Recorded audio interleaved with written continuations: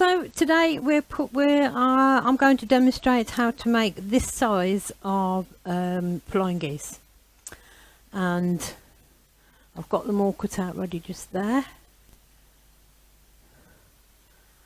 So you need a 3.5 inch square. Now I've done that in my background that matches the background on here. 3.5 inch square and 3 2-inch squares of whichever colour you need. I'm keeping it all the same, and I'm keeping it blue because obviously it's a blue quilt, so the more blue the better. So it's 3.5 inch times 1 and 3 times 2 inches. Draw a diagonal line across your 3.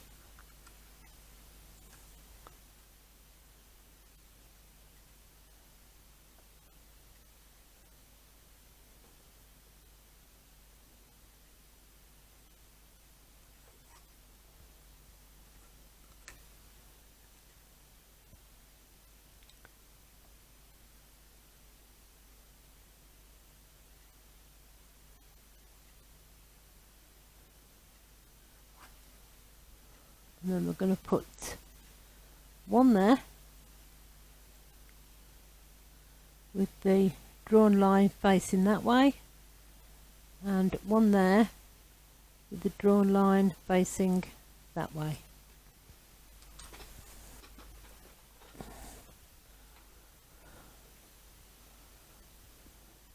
So once you have your drawn line sitting square on that side,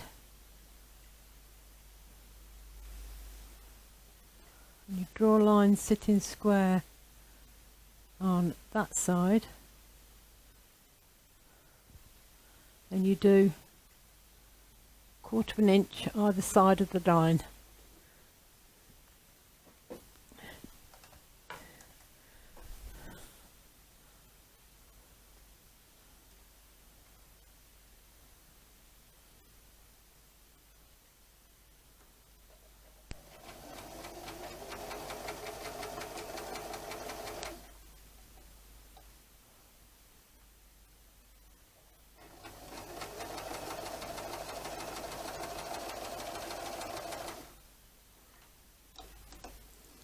Just pull it through, turn it round and go the opposite way.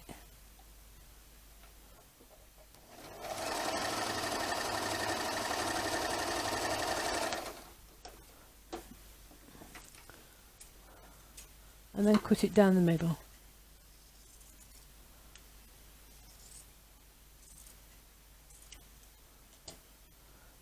Then press. That's what they look like when you've pressed them back, and you find your other drawn line,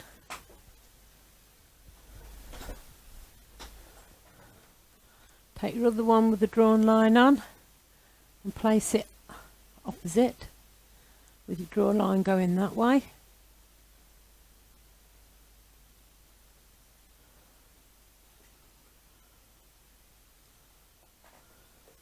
And stitch either side of that one.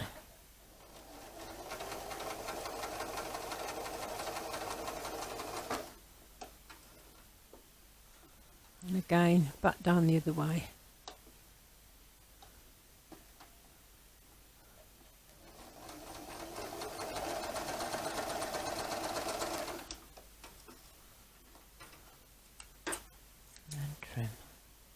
And then cut that straight down the middle.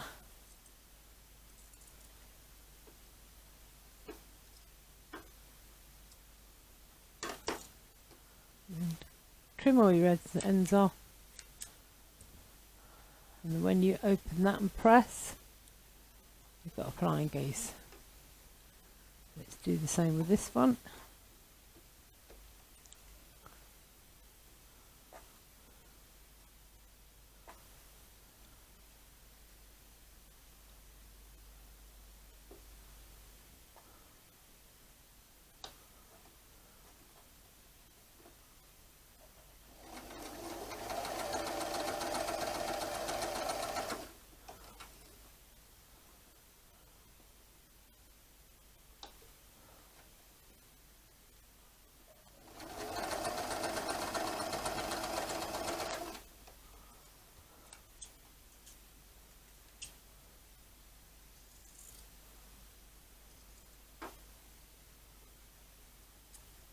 you can see, and then just press them back.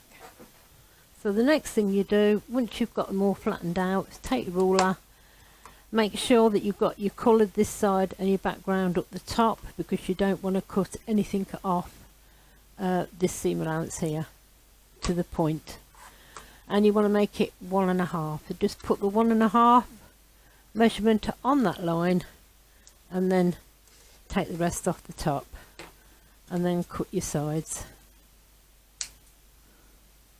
and your bottom and your side, and that's 1.5, and do the rest with the other 3, and then just like this one, I've used the 4 3/4, the 4 3/4 this measured to, and when I put 4 on, it was dead on from side to side. I assume because we've got one measurement, if we put all these together, so we need to go this way, so I need to make another two more of these, sew them all together, and that will come across this side. Once you've got enough,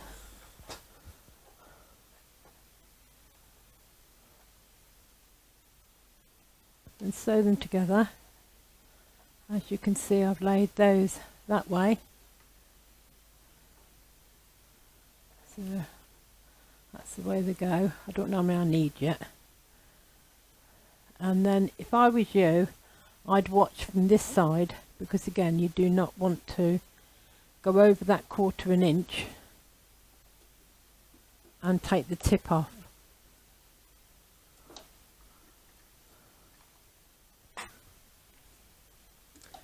So you know where you've got to go, because that's where the V comes down to, so you just want to be this side of it.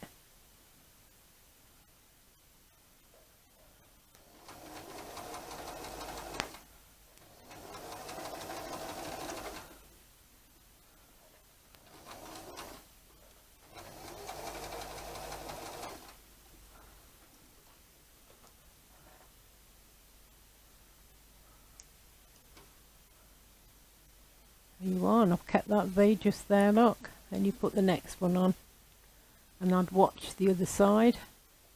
So we've got 4 together, and this was 4, but we're going to put it across the top, so I need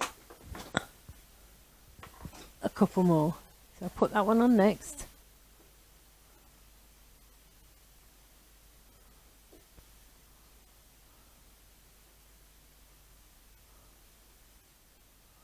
That should 1 2 3 4 5 6 fit across the top. I need to press them out at the back.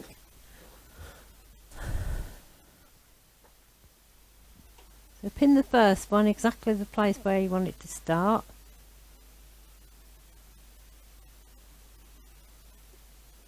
And then pin the last one exactly where you want it to finish.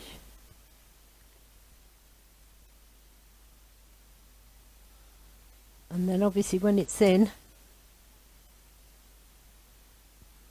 you just pull it slightly. I'm going to keep my eye on this side because I've got more seams.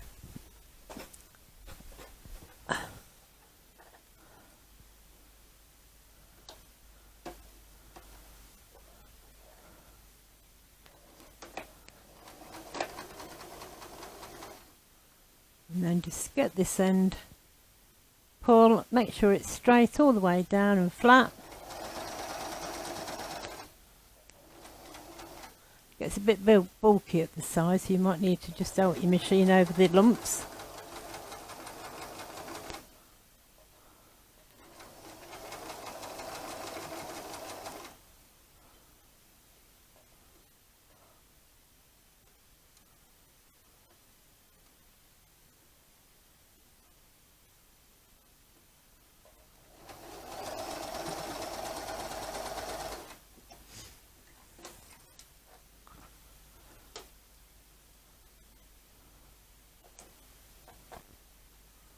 That goes across the top and up one side. It all depends what colours you use. Obviously mine are blending more into the background because they're very light. Obviously it's going to go that way because of all the seams, so we'll press it that way. Right, now the question is, do I have to just stop there or can I put more on? That at the moment 7 inches by just under 7, and these are measuring 2.5 inches. So if I put another 2.5 down there, that would make that roughly about 7, 9.5. So there's not enough then for me to put the border. So this is where I stop. I'll put a border, equal border, all the way around there, and then I'll cut it out at 10.5. Well, I've cut mine out at 4.5 inches wide, the border which the background which matches the background of what I'm using, but obviously that's overkill. So anyway, place right sides together. Again, there's lots of seams at the back. If I were you, I'd sew from that side. So that means this has got to be right side up.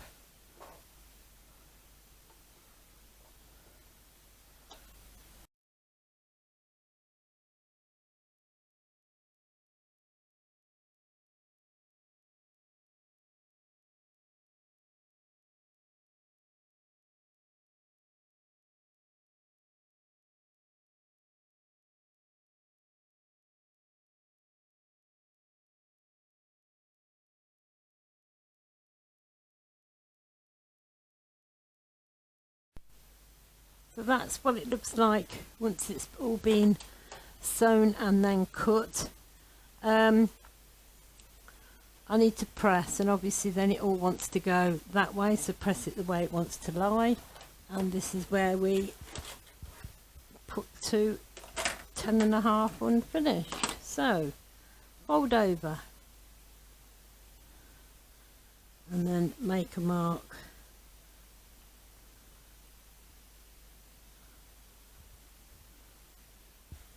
If you can't see it, you might have to press it with the iron or use some chalk or a pen.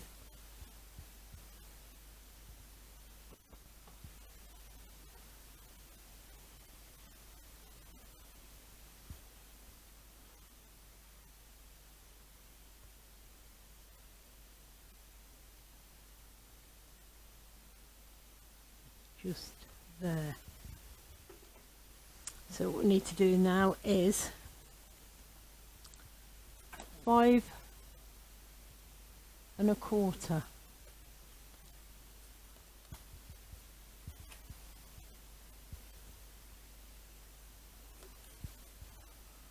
That's it. 5 1/4. So 5 1/4 is about there. 5 1/4.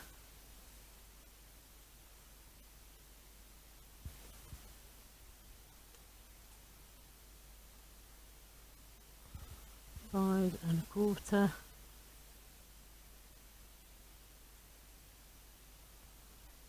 Five and a quarter. So you make your 5 1/4 meet, and then you put that on your centre.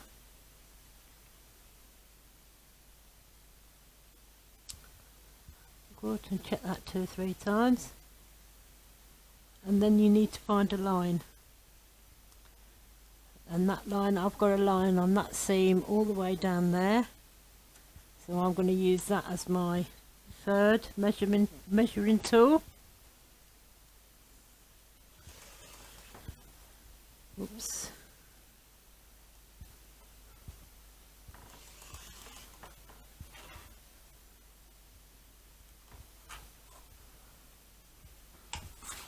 Turn it over.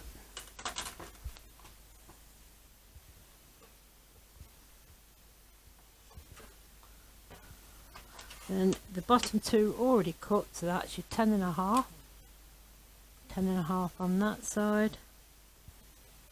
10.5 on this side. Make sure they're spot on.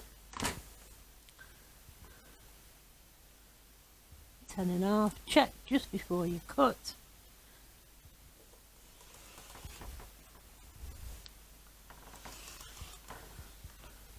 Oops. And that's 10.5 unfinished. Now obviously, let's just take you down there, that can go that way, that way, that way, that way. It doesn't matter which way in the block it goes. So when you put them together you'll see. I think that's quite effective, even though it's very pale. Flying geese, 1.5 inch wide. So that's another block done.